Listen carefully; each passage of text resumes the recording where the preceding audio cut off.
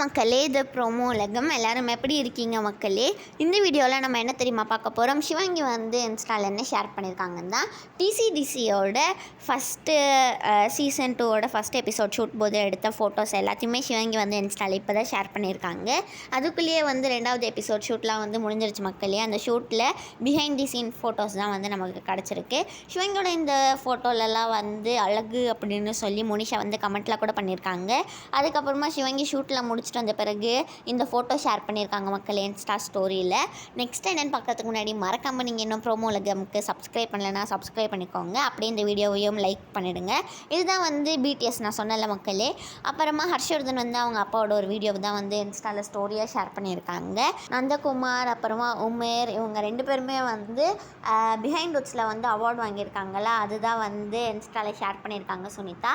இந்த வீடியோ பிடிச்சிருந்தா லைக் பண்ணிவிடுங்க, ஷேர் பண்ணிவிடுங்க. பாய்.